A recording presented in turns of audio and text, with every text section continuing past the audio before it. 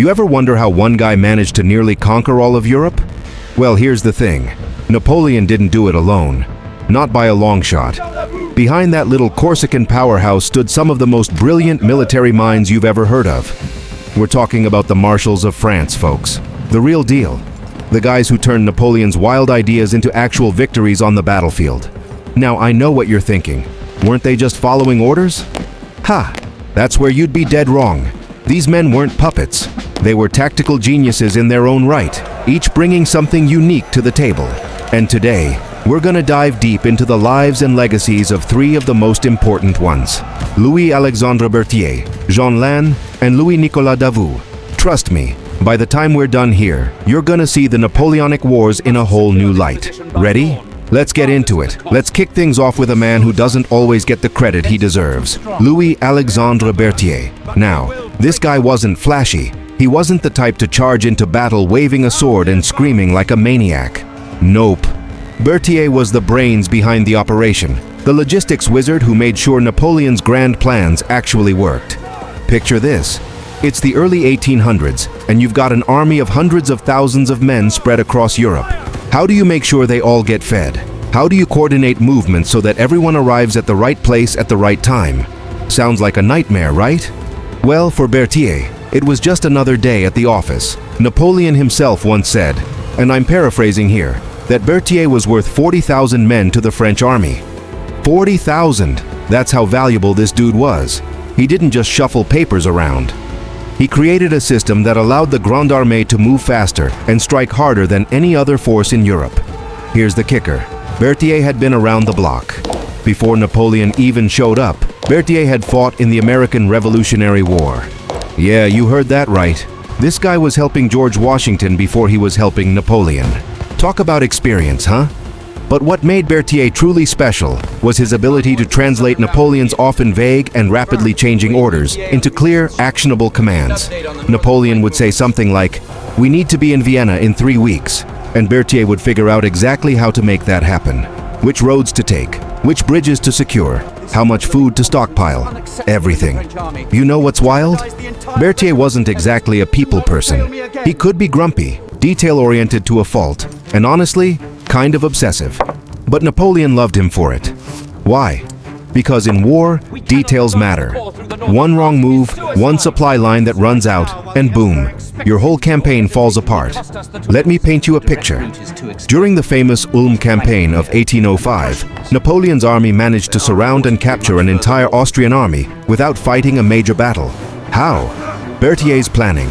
The guy orchestrated the movement of 7 corps across hundreds of miles of terrain, and they all converged on the enemy at just the right moment. The Austrians didn't even know what hit them. But here's something that might surprise you. Berthier wasn't always confident in Napoleon's plans. Sometimes he'd question them, push back a little. And you know what? Napoleon respected that. He knew Berthier wasn't just a yes man. He was a professional who genuinely cared about getting things right. Now I gotta ask you, could you handle that kind of pressure? I mean, seriously, one mistake and thousands of men could starve or get caught out of position. Berthier carried that weight every single day, and he did it brilliantly. After Napoleon's fall, Berthier's life took a tragic turn. He didn't adapt well to the Bourbon Restoration. Some say he struggled with his loyalty to the emperor. In 1815, just before Waterloo, Berthier died under mysterious circumstances. Some say he fell from a window. Others whisper it might have been suicide. We'll probably never know for sure. But one thing's certain, without Berthier, Napoleon's empire would have crumbled a whole lot faster. All right, now let's talk about a completely different kind of marshal, Jean Lannes.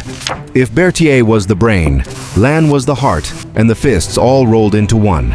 This dude was a warrior in the truest sense of the word. Fearless, aggressive, and absolutely devoted to Napoleon. Lannes came from humble beginnings. His dad was a stable worker. Can you imagine? A guy from that background rising to become one of the most powerful military commanders in Europe? That's the kind of story that gives you goosebumps. Napoleon called Lannes the bravest of the brave. And let me tell you, that wasn't just talk.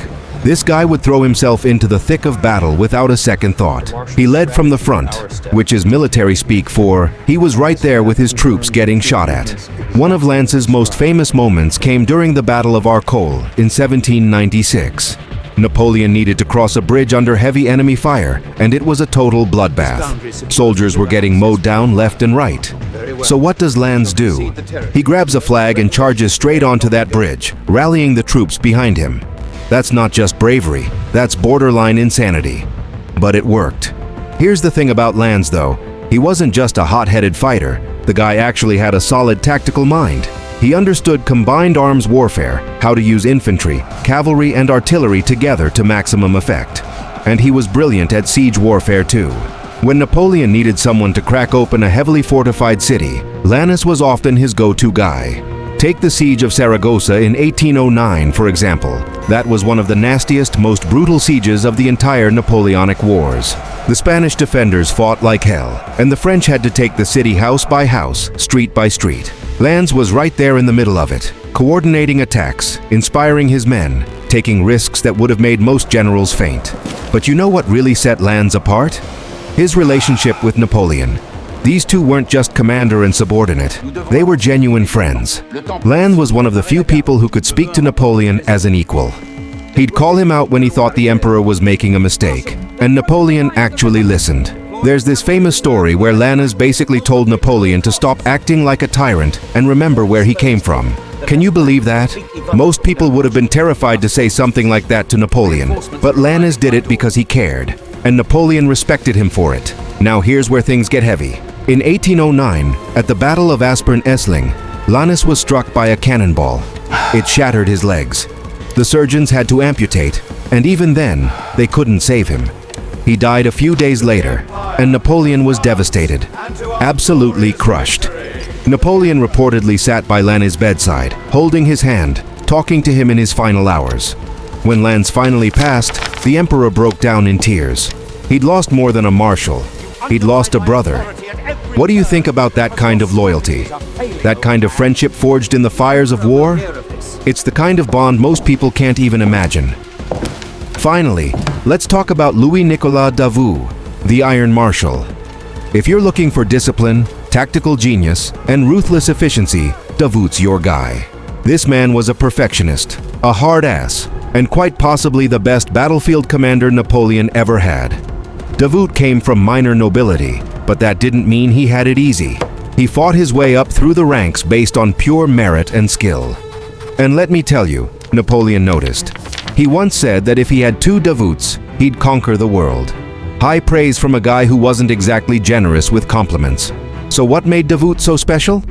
Discipline. His corps was the best trained, best drilled, most professional unit in the entire Grande Armée. When Davout's men marched, they marched in perfect formation.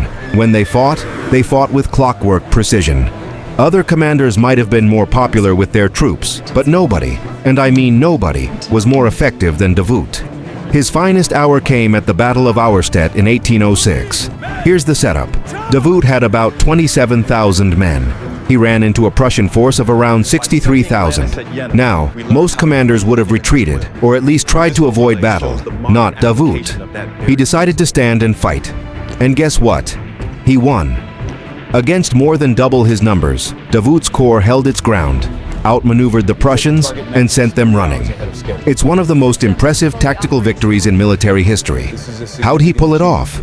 Superior discipline, better training, and ice-cold nerves under pressure. Napoleon wasn't even there for that battle. He was fighting a different Prussian force at Jena. When he heard what Davout had accomplished, he could hardly believe it. That victory at Auerstedt cemented Davout's reputation as a tactical genius.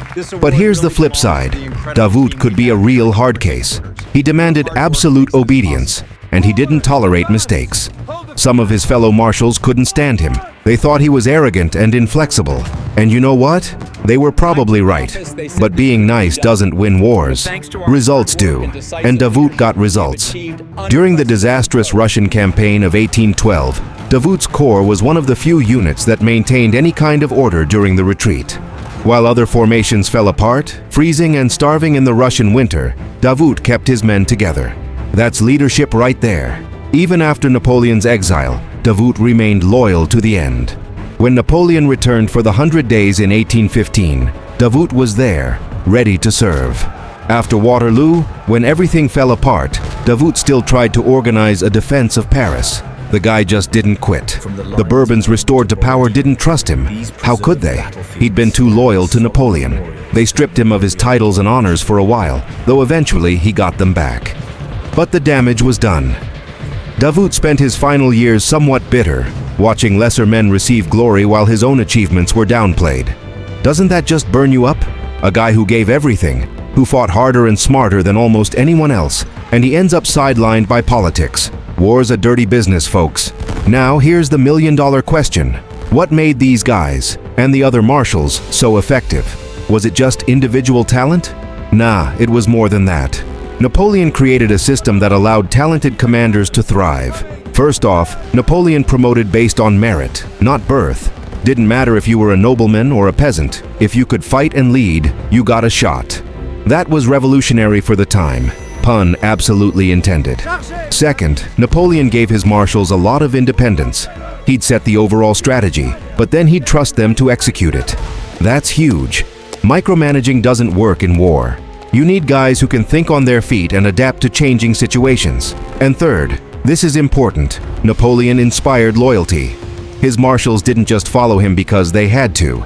They followed him because they believed in him. They'd seen him turn impossible situations into victories.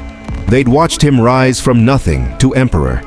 That kind of leadership is magnetic. But let's not pretend it was all sunshine and roses. The marshals fought among themselves. Egos clashed. Jealousies flared up. Some of them made terrible strategic mistakes. And as Napoleon's empire started to crumble, some of them bailed. They saw the writing on the wall and decided to save their own skins. Can you blame them, though? I mean, loyalty's great and all, but when you're staring down the barrel of defeat and possible execution, self-preservation kicks in. Human nature, right? So what's the legacy of Napoleon's marshals? Well, they changed warfare forever. The organizational systems Berthier created influenced military logistics for generations. The aggressive tactics Lannes championed became standard doctrine.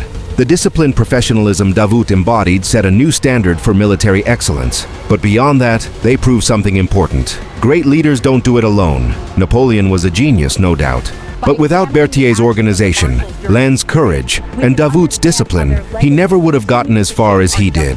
Think about it. How many times in history do we give all the credit to one person when there's a whole team making things happen? It happens all the time. CEOs get praised while their employees do the heavy lifting. Politicians take credit while their staffs do the real work. Same thing here. Napoleon deserves his place in history, for sure. But so do Berthier, Lannes, Davout, and all the other marshals who made his victories possible. All right, let's bring this home. The Napoleonic Wars were one of the most transformative periods in European history. Borders changed, governments fell, millions of lives were lost. And at the center of it all were these incredible military commanders who shaped the outcome of battle after battle. Berthier, the logistical genius who kept the machine running. Lannes, the fearless warrior who led from the front. Davout, the iron-disciplined tactician who never lost a battle. Each brought something unique. Each played a vital role. And here's the thing, their stories aren't just about war. They're about ambition, loyalty, sacrifice, and the complicated relationship between leaders and those who serve them.